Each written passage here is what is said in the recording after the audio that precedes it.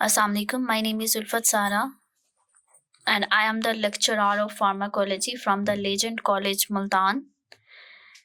आज जो हम टॉपिक डिस्कस करने जा रहे हैं वो हैं अल्फ़ा एड्रीनर्जिक ब्लॉकर्स। सबसे पहले मैं इसका इंट्रोडक्शन दूंगी कि अल्फ़ा एड्रीनर्जिक ब्लॉकर्स क्या हैं। हमारा प्रीवियस लेक्चर था अल्फ़ा एड्रीनर्जिक एगोनिस्ट पे कि हमने वो ड्रग स्टडी की थी जो कि अल्फ़ा एड्रीनर्जिक रिसेप्टर्स को मिमिक कर रही हैं, स्टिमुलेट कर रही हैं। आज हम वो ड्रग्स पढ़ने जा रहे हैं जो कि अल्फ़ा एड्रीनर्जिक रिसेप्टर्स को ब्लॉक करते हैं, यानी कि वो drugs which inhibit the affect of adrenergic agonist which block the effect of adrenergic agonist. Alpha adrenergic blocker जो हैं ये अगर हम इनकी क्लासिफिकेशन देखें तो ये 3 तरह की आ जाती हैं इनकी division. Non selective alpha blockers, alpha 1 blockers and alpha 2 blockers, यानी कि non selective blocker and selective blocker. Non selective blocker जो हैं ये दोनों रिसेप्टर्स को ब्लॉक करते हैं, अल्फ़ा 1 को भी और अल्फ़ा 2 रिसेप्टर्स को भी। जब हम इन्हें फर्दर डिफरेंशिएट करते हैं they are divided into a irreversible non selective blocker and the reversible non selective blocker. Irreversible non selective blocker में हमारे पास फेनॉक्सीबेंजामीन आ जाती है और रिवर्सिबल नॉन सेलेक्टिव ब्लॉकर में हमारे पास फेंटोलामीन आ जाती हैं। जब हम सेलेक्टिव ब्लॉकर की बात करें तो हमारे पास अल्फ़ा 1 ब्लॉकर आ जाते हैं एंड अल्फ़ा 2 ब्लॉकर आ जाते हैं विच specifically block only one receptor, like alpha 1 blocker block the alpha 1 receptor and alpha 2 blocker block the alpha 2 receptor. Alpha 1 receptor blocker की अगर हम बात करें तो उसमें हमारे पास प्राजोसिन, ट्राजोसिन, डॉक्साजोसिन, टैमसोलोसिन और अल्फ़ा 2 ब्लॉकर्स की अगर हम बात करें तो हमारे पास यम्बेन आ जाती हैं। हम वन बाय वन इन तमाम ड्रग्स को स्टडी करेंगे। अगर जो हम इसका ब्रीफली इंट्रोडक्शन दें कि अल्फ़ा एड्रीनर्जिक ब्लॉकर्स हैं क्या, तो ये हमारे ब्लड प्रेशर को अफेक्ट करते हैं।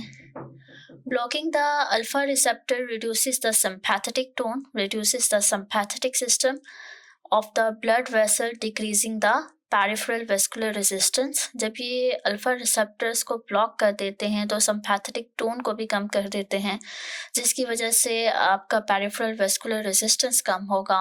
जब पेरिफेरल वेस्कुलर रेजिस्टेंस कम होगी तो ब्लड प्रेशर भी लो होगा और lower blood pressure also induces the reflex tachycardia.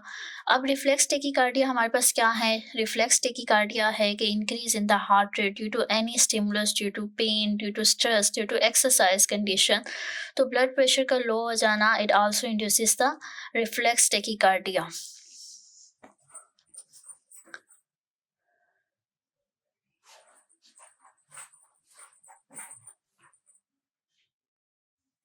हमारे पास जो नॉन सेलेक्टिव अल्फ़ा ब्लॉकर्स हैं वो हमारे पास आ जाती है फेनॉक्सीबेंजामीन। फेनॉक्सीबेंजामीन क्या है? It bind to both alpha 1 and alpha 2 receptor as it is a non selective blocker. The block is irreversible and non competitive. ठीक है, alpha phenoxybenzamine is a irreversible non selective alpha 1 and alpha 2 blocker and it is a non competitive. Irreversible से मुराद कि जब ये bind हो जाता है तो ये रिसेप्टर के साथ कोवलेंट बॉन्डिंग बनाते हुए बाइंड करता है और कोवलेंट बॉन्ड बनने की वजह से इसको सेपरेट करना, इसका अलग होना मुश्किल होता है। ठीक है, the body has to synthesize the adreno, ये उन रिसेप्टर के साथ इरिवर्सिबली नॉन कम्पिटिटिवली बाइंड होकर उनको ब्लॉक कर देती है जो कि हमारे कैटेकोलामीन्स प्रोड्यूस कर रहे थे और उनका रिस्पॉन्स जो है वो प्रोड्यूस कर रहे थे। जब हम बात करते हैं फेनॉक्सीबेंजामीन के एक्शन की तो it prevent the vasoconstriction of the peripheral blood vessels by endogenous catecholamines like adrenaline and noradrenaline. Adrenaline and noradrenaline जब अल्फ़ा 1 रिसेप्टर पर काम करते थे तो वेसोकंस्ट्रिक्शन काम करते थे और जब ब्लॉकर लाइक फेनॉक्सीबेंजामीन जो है वो इस वेसोकंस्ट्रिक्शन के एक्शन को ब्लॉक कर देंगे। हमारे जितने भी ब्लॉकर्स होते हैं वो बेसिकली एगोनिस्ट के एक्शन को प्रिवेंट करते हैं। एगोनिस्ट अगर वेसोकंस्ट्रिक्शन काज कर रहे थे तो ब्लॉकर जो है उस वेसोकंस्ट्रिक्शन को प्रिवेंट कर देंगे। Alpha 2 receptor are also blocked causing the increase cardiac output. ठीक है, फेनॉक्सीबेंजामीन के अगर हम यूज की बात करें they are use for the treatment of hypertension, लेकिन इसका यूज़ जो है वो अनसक्सेसफुल है। क्यों? क्योंकि ये नॉन सेलेक्टिव ब्लॉकर है, ये अल्फ़ा 1 को भी ब्लॉक कर रहा है, अल्फ़ा 2 को भी ब्लॉक कर रहा है। तो for the purpose of hypertension we will not prefer the phenoxybenzamine because it is a non selective. जब हम यूजेस की बात करते हैं तो फेनॉक्सीबेंजामीन जो है it is used for the treatment of pheochromocytoma. Pheochromocytoma, it is a I will say it is a cancer disease of the adrenal medulla, in which adrenal medulla secrete a lot of amount of catecholamines, यानी कि epinephrine and नॉरएपिनेफ्रीन का जो release है from the adrenal medulla, वो इस disease के अंदर, इस कैंसर डिजीज के अंदर बहुत ज़्यादा होने लगता है। तो जब हम ब्लॉकर देते हैं तो ब्लॉकर जो है वो इनके रिलीज को कम कर देते हैं। That is why they are use for the treatment of pheochromocytoma. इसके साथ साथ they are also use for the treatment of Raynaud disease and the frostbite. Raynaud disease क्या है? ये वो डिजीज है जिसमें फिंगर एंड टू तक, यानी पाँव के फिंगर्स तक आपकी ब्लड की सप्लाई जो है, वो ब्लड का फ्लो जो है वो कम हो जाता है, जिसकी वजह से डिस्कलरेशन एंड पेन जो है वो आपके पाँव के फिंगर्स के ऊपर नज़र आती हैं। और फ्रोस्ट बाइट क्या है? ये भी एक स्किन की बीमारी है। स्किन एंड टिश्यू डैमेज हो जाता है ड्यू टू एक्सट्रीम कोल्ड। सख्त सर्दी की वजह से आपके पाँव और स्किन जो है वो डैमेज हो जाती है। तो इन दोनों बीमारियों की ट्रीटमेंट के लिए भी हम फियोक्रोमोसाइटोमा जो है वो यूज़ करते हैं। एडवर्स इफेक्ट की बात करें तो एडवर्स इफेक्ट में ये पोस्चरल हाइपोटेंशन काज करता है, नेजल स्टिफनेस काज करता है, and it also induce the nausea and vomiting. I will tell about postural hypotension क्या है। पोस्चरल हाइपोटेंशन जो है वो hypotension that is a decrease in blood pressure, and postural ये है कि अगर आप एक ही पोजीशन में, स्ट्रेट पोजीशन में सीधे खड़े हुए हैं और खड़े हुए पोजीशन में आपका बीपी जो है वो डाउन हो जाता है, तो it will lead into a postural hypertension. Then हमारे पास आ जाता है फेंटोलामीन। फेंटोलामीन is also a non-selective blocker, but it is a competitive blocker. It block alpha 1 and alpha 2 receptor. It also causes the reflex tachycardia. It is used for the pheochromocytoma like the phenoxybenzamine. लेकिन दोनों में difference ये है कि ये competitively block करता है, competition होता है विद द एगोनिस्ट, और जिसकी एफिनिटी ज़्यादा होती है वही आके बाइंड करता है। अगर फेंटोलामीन की एफिनिटी ज़्यादा है तो ये बाइंड करेगा, और अगर एगोनिस्ट की एफिनिटी विद द रिसेप्टर ज़्यादा है तो वो बाइंड करेगा। एडवर्स इफेक्ट की बात करें तो postural hypotension and arrhythmia.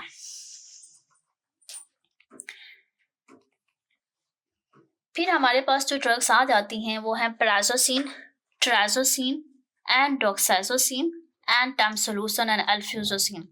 These are the very important drugs because they are the selective alpha 1 blocker, selective competitive blockers of alpha 1 receptor.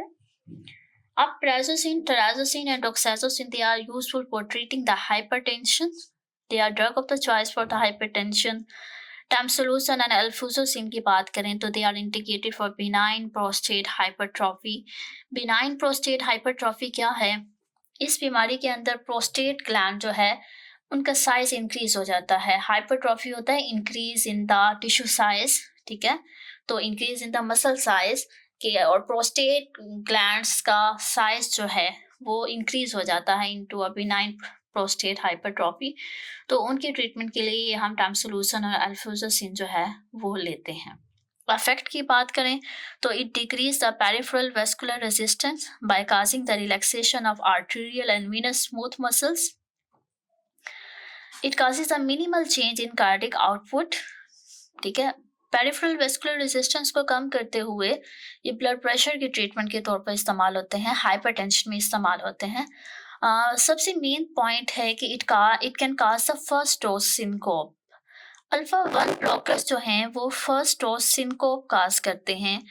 First dose syncope क्या है कि पहली डोज देने की वजह से हमें पेशेंट जो है वो फेंट हो सकता है, पेशेंट जो है वो बेहोश हो सकता है, यानी कि पहली डोज के साथ हमें बहुत ज़्यादा हाइपोटेंशन नज़र आ सकता है। हम हाइपरटेंशन के ट्रीटमेंट के लिए इस्तेमाल कर रहे हैं, लेकिन पहली डोज पे इतना ज़्यादा बीपी डाउन हो जाता है कि पेशेंट जो है वो फेंट हो जाता है, तो हम इसको कहते हैं फर्स्ट डोज सिनकोप। तो प्राजोसिन का ये बहुत ही इंपॉर्टेंट पॉइंट आ जाता है कि अल्फा 1 ब्लॉकर्स जो हैं वो फर्स्ट डोज सिनकोप काज करते हैं। अब इसको एडजस्ट कैसे किया जाए? इसको मैनेज कैसे किया जाए, तो इसके मैनेज करने के लिए दो चीज़ें हैं। एक तो हम फर्स्ट डोज को रिड्यूस कर देते हैं to the 1/3 of the regular dose. 1/3 of the regular dose में हम इसको रिड्यूस करते हैं, यानी फॉर एग्जांपल अगर 100 mg की डोज है तो उसका 1/3 पार्ट जो है वो पहली डोज देंगे, ताकि हमारे पास फर्स्ट डोज सिनकोप ना नजर आए। और दूसरा ये है कि हम इसको बेड टाइम पे देंगे, रात को सोते वक्त देंगे पेशेंट को, ताकि हमारे पास ये जो फर्स्ट डोज सिनकोप है या पहली डोज पे जो सीरियस हाइपरटेंशन नज़र आता है वो हम उसको कवर कर लें या उसको मैनेज कर लें। फिर अगर हम यूजेस की बात करें, प्राजोसिन, टराजोसिन एंड डॉक्साजोसिन की यूजेस की बात करें तो ये कंजेस्टिव हार्ट फेलियर में यूज़ किए जाते हैं by dilating the arteries and veins. In this way, these drugs reduce the preload and afterload, leading to increased cardiac output and reduction of the pulmonary congestion. इसके साथ साथ ये hypertension में use होते हैं due to blockage of alpha 1 receptor. Time solution जो है ये selectively for alpha 1 that are present on the prostate gland। तो ये बिनाइन टैमसोलूसन और अल्फ्यूजोसिन दोनों जो हैं वो बिनाइन प्रोस्टेट हाइपरट्रॉफी में इस्तेमाल होते हैं because of blockage of alpha receptor which decreases the smooth muscle tone of the bladder, neck and prostate and improve the urine flow.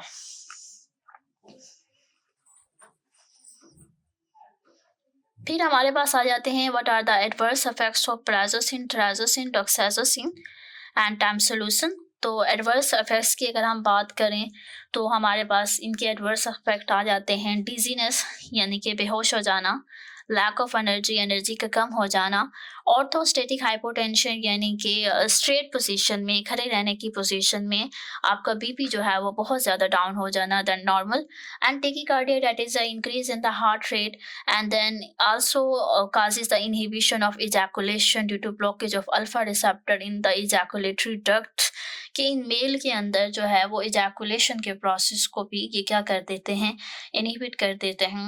in this way they it also causes sexual dysfunction, it also decreases the libido, it also decreases the sexual activity of the man। Thank you so much. आज के लिए इतना ही काफ़ी है। आज के लिए हमने पढ़ा अल्फा एड्रिनर्जिक ब्लॉकर्स। ओके, अल्लाह हाफिज़।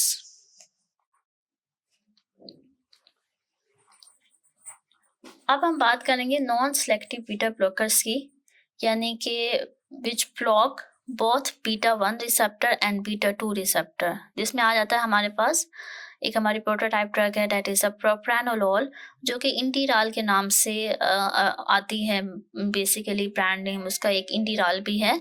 तो this drug block both beta 1 receptor and beta 2 receptor and it reduces the cardiac output and heart rate. That is why it is used for the treatment of irregular heartbeat. It is used for the treatment of tachycardia.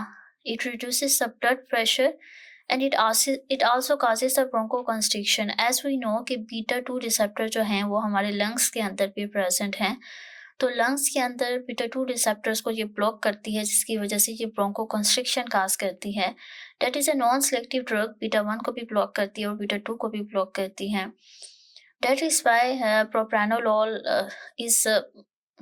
Propranolol को लेते वक्त एहतियात इसलिए भी करनी चाहिए क्योंकि अगर एक पेशेंट के अंदर आप हार्ट रेट को या कार्डिक आउटपुट को नॉर्मल करने के लिए ले रहे हैं और साथ में वो पेशेंट एस्थमेटिक भी है, तो एस्थमेटिक पेशेंट होने की वजह से ये वहाँ पे ब्रोंकोकंस्ट्रिक्शन काज करेगी। तो हम कह सकते हैं कि propranolol is totally contraindicated for the asthma patient and for those patient who have lungs disorders।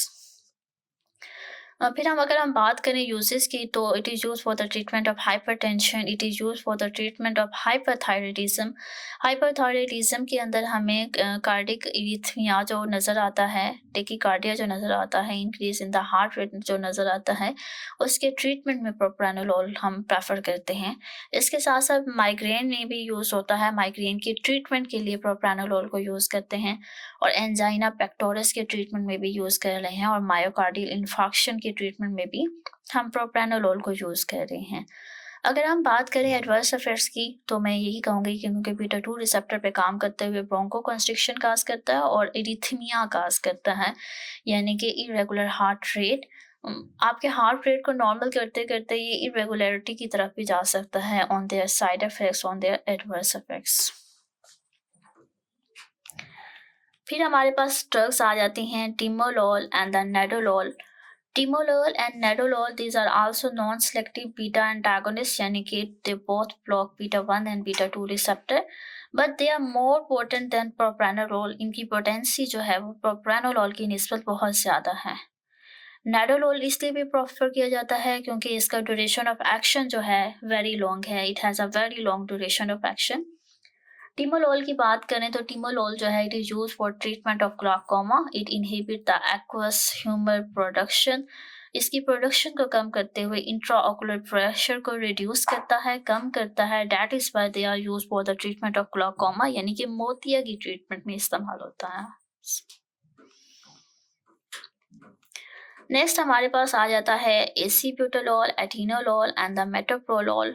Acebutolol, atenolol, metoprolol, and bisoprolol and esmolol, they are selective beta-1 antagonists. They selectively block the beta-1 receptor. That is why they at low doses they are cardioselective.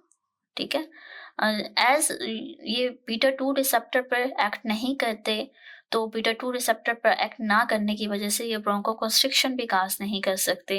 That is why हम इसको hypertension में use कर सकते हैं, angina में भी use कर सकते हैं, क्योंकि इनका साइड इफेक्ट ब्रोंकोकंस्ट्रिक्शन नहीं आता, जो कि हमारे पास नॉन सेलेक्टिव ड्रग यानी कि प्रोप्रानोलोल का आ रहा था। They have little effect on the peripheral resistance. Therapeutic uses की बात करें तो हाइपरटेंशन काज करता है, और इसके साथ साथ ये एंजाइना पेक्टोरस के ट्रीटमेंट में भी इस्तेमाल होता है। हाइपरटेंशन एंड एंजाइना के ट्रीटमेंट में इस्तेमाल होता है। फिर हमारे पास आ जाते हैं एक अगली drugs like acebutolol and the pindolol. Acebutolol and pindolol, they antagonist with partial agonist activity. इसका क्या मतलब है? एंटागोनाइज तो कर रही हैं विद पार्शियल एगोनिस्ट एक्टिविटी, यानी ये कुछ बीटा रिसेप्टर्स को ब्लॉक करती हैं और कुछ पे ये अपना इफेक्ट शो नहीं करती, यानी कि कुछ बीटा रिसेप्टर्स जो डिफरेंट ऑर्गन्स के अंदर, डिफरेंट टिश्यूज के अंदर प्रेजेंट हैं, उनको ब्लॉक कर रही हैं, लेकिन कुछ पे ये अफेक्ट नहीं करते। They have intrinsic sympathomimetic activity. अगर हम बात करें इंट्रिंसिक सिम्पैथोमाइमेटिक एक्टिविटी क्या होते हैं, तो ये it refer to the beta blockers ability to partially activate beta receptor while blocking the others, यानी कि पार्शियली एक्टिवेट करते हैं कुछ बीटा रिसेप्टर्स को, लेकिन कुछ बीटा रिसेप्टर्स को ये क्या कर रहे होते हैं, ब्लॉक भी कर रहे होते हैं। जैसे कि हमें पता है कि पार्शियल एगोनिस्ट एक्टिविटी क्या है, कि कहीं पे इनका पॉजिटिव इफेक्ट आ रहा है और कहीं पे इनका नेगेटिव आ रहा है, तो पार्शियली ये पॉजिटिवली है और पार्शियली जो है वो नेगेटिव इफेक्ट जो है वो दिखाता है। एसीब्यूटालोल इसमें आ जाता है बीटा 1 सेलेक्टिव एंटागोनिस्ट, और पिंडोलोल जो है वो नॉन सेलेक्टिव बीटा ब्लॉकर है। They are also used for the treatment of hypertension with moderate bradycardia. उन पेशेंट्स के अंदर जहाँ पे ब्रेडिकार्डिया यानी डिक्रीज इन हार्ट रेट जो है वो मॉडरेट है, उनमें हाइपरटेंशन को ट्रीटमेंट के लिए इस्तेमाल करते हैं, because they cause less heart rate decrease.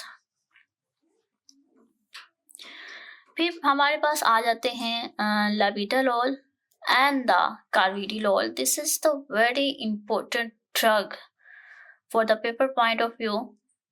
ठीक है, पीपीएससी के एग्जाम में भी ये क्वेश्चन पूछ लिया जाता है कि ऐसी कौन सी ड्रग्स हैं जो कि अल्फा एंड बीटा रिसेप्टर दोनों को एंटागोनाइज करती हैं, तो उसमें हमारे पास आ जाती है लाबिटालोल and कार्विडिलोल। These antagonists of both alpha and beta receptor, they block alpha 1 receptor, causing the peripheral vasodilation and reducing the blood pressure. They are used for hypertension. Labetalol की अगर हम बात करें, it can be used in the pregnancy induced hypertension. आपको ये idea होगा कि pregnancy के अंदर WHO की तरफ से रिकमेंडेड ड्रग लिस्ट आ जाती है कि कुछ ड्रग्स जो हैं वो इनके लिए प्रेगनेंसी के लिए टोटली कंट्राइंडिकेटेड हैं, और कुछ ड्रग्स जो हैं वो प्रेफर की जाती हैं कि वो प्रेगनेंसी इंड्यूस्ड डिजीजेस में दी जाएं। तो लाबिटालोल जो है it can be used in the pregnancy induced hypertension. IV intravenous labetalol can be used for the hypertensive emergencies. ठीक है, हाइपरटेंसिव एमरजेंसीज के में भी IV लाबिटालोल जो है, इंट्रावेनस लाबिटालोल जो है वो इंट्रावेनस रूट के थ्रू दी जाती है। एडवर्स इफेक्ट की बात करें तो ऑर्थोस्टेटिक हाइपोटेंशन काज करता है। फिर ये हमारे पास एक फिगर है कि कैसे एगोनिस्ट जो हैं वो काम करते हैं और सेलुलर रिस्पॉन्स आता है, ठीक है। Agonist beta 1 and beta 2 receptor, वो ड्रग जो कि एगोनिस्ट के तौर पर काम कर रही है, वो बीटा 1 एंड बीटा 2 रिसेप्टर पर काम करेगी तो सेलुलर रिस्पॉन्स देगा। और वो ड्रग जो कि एंटागोनिस्ट है वो एगोनिस्ट को रिप्लेस करके उसके ऊपर रिसेप्टर की बाइंडिंग साइट पर आकर अटैच हो जाएगी, तो हमारे पास सेलुलर रिस्पॉन्स नहीं आएगा। और फिर पार्शियल एगोनिस्ट वो हैं जो कि सेलुलर रिस्पॉन्स तो देते हैं लेकिन सेलुलर रिस्पॉन्स जो है वो डिक्रीज आता है, हमारे पास फुली तौर पर जो है वो पॉजिटिव रिस्पॉन्स नहीं आता, क्योंकि ये कुछ रिसेप्टर्स को एक्टिवेट कर रहे होते हैं, पार्शियली एक्टिवेट कर रहे होते हैं रिसेप्टर्स को।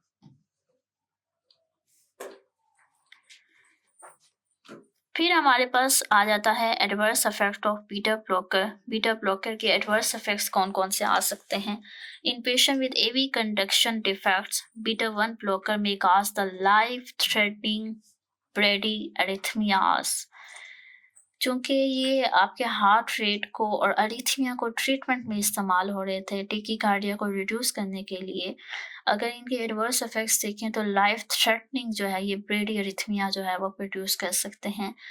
Abrupt discontinuation of the long-term beta 1 blocker used in angina can exaggerate the angina.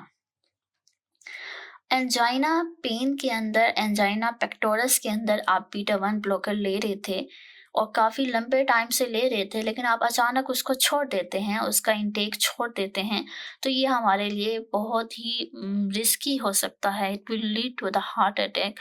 तो इसका रिजल्ट ये है कि जब आप बीटा ब्लॉकर्स को रिड्यूस कर रहे हैं या उसको लेना बंद करना सोच रहे होते हैं, तो आप आहिस्ता आहिस्ता इसकी डोज को रिड्यूस करते हैं ताकि हमारे पास इसके साइड इफ़ेक्ट्स जो हैं वो ना आ सके। बीटा 2 रिसेप्टर ब्लॉकर जो हैं वो ब्रोंको कंस्ट्रिक्शन भी काज कर सकते हैं। हमने कहा कि ये बीटा 2 रिसेप्टर्स जो हैं वो लंग्स के अंदर प्रेजेंट हैं, तो इन रिसेप्टर्स को ब्लॉक करते हुए ये ब्रोंको कंस्ट्रिक्शन काज करेंगे। तो एस्थमेटिक पेशेंट के लिए बीटा 2 रिसेप्टर ब्लॉकर भी और नॉन सेलेक्टिव ब्लॉकर भी टोटली कंट्रा इंडिकेटेड हैं, ठीक है। बीटा 1 सेलेक्टिव ब्लॉकर और non selective beta blocker with partial beta 2 agonist produce, लेकिन जो पार्शियल एगोनिस्ट हैं वो लेस ब्रोंको कंस्ट्रिक्शन काज करते हैं as compare to fully antagonist के और नॉन सेलेक्टिव ब्लॉकर्स के मुकाबले में। फिर हमारे पास आ जाती है नेक्स्ट स्लाइड जो है वो ड्रग अफेक्टिंग न्यूरोट्रांसमीटर रिलीज और रीअपटेक, ठीक है। लास्ट टाइम जब हमने इसके नॉरएपिनेफ्रिन की सिंथेसिस, स्टोरेज एंड रिलीज पढ़ा था, तो हमने कहा था कि जब नॉरएपिनेफ्रिन यानी कैटेकोलामीन्स का लेवल इंक्रीज हो जाता है ऑन द साइनेप्टिक क्लेफ्ट के ऊपर, तो कुछ जो कैटेकोलामीन्स जो है वो रीअपटेक हो जाती हैं, ठीक है। तो उस रीअपटेक को ब्लॉक करने के लिए जो ड्रग है वो रेजरपीन है। It block the transport of biogenic amines यानी कि कैटेकोलामाइंस यानी कि norepinephrine, dopamine and serotonin from the cytoplasm into the storage vesicle in adrenergic nerves, जिसके नतीजे में it causes the depletion of biogenic amines. It impairs the sympathetic function and they have long duration of action. Rezapine also used for the treatment of hypertension. ठीक है। ग्वेनिथिडीन की बात करें, ठीक है, तो it block the release of storeyed norepinephrine and it causes the orthostatic hypotension, ठीक है। आज हमने पढ़ा beta blockers and the mixed blocker which block both alpha and beta receptor and those drug which affect the neurotransmitter release or reuptake. Thank you so much. Okay, Allah Hafiz.